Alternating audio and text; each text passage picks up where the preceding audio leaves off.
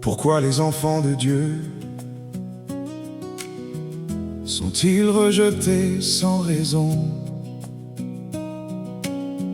Pourquoi ceux qui marchent avec Dieu portent-ils souvent les cicatrices des autres?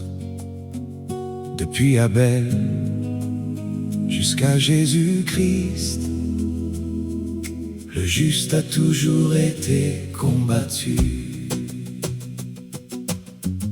Joseph rêvait sous les étoiles, mais ses frères voyaient son éclat comme une menace.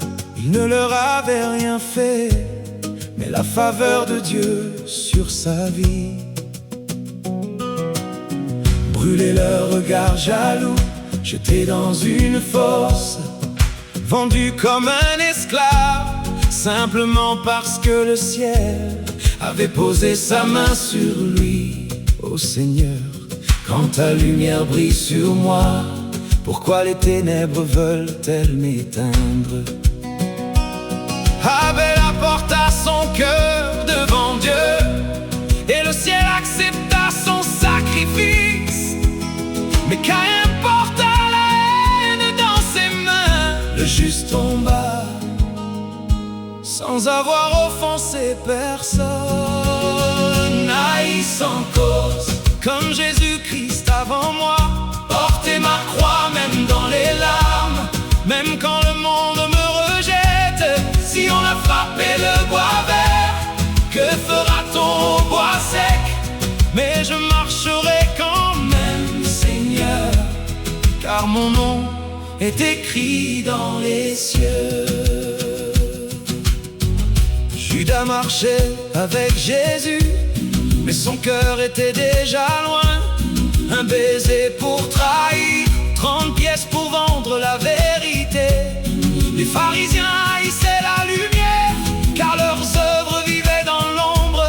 Même les apôtres furent rejetés pour avoir parlé du royaume. Pierre pleurait, Paul fut enchaîné, mais aucun d'eux n'a abandonné la croix.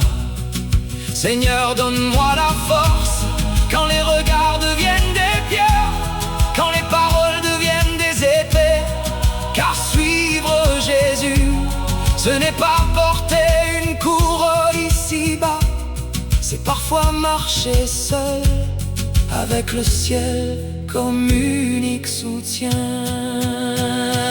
Haï sans cause, comme Jésus-Christ avant moi, porter ma croix même dans les larmes, même quand le monde me rejette. Si on a frappé le bois vert, que fera-t-on au bois sec? Mais je marcherai quand même, Seigneur, car mon nom est écrit dans les cieux. Haï sans cause, aimé du Père éternel, le monde peut me rejeter, mais le ciel connaît mon nom. Si Jésus a souffert pour la vérité, je porterai aussi ma croix, car après la nuit vient la gloire, et après la croix, la résurrection. Ils ont haï Abel, ils ont vendu Joseph, ils ont crucifié Jésus, mais Dieu n'abandonne jamais les siens. Jamais, jamais.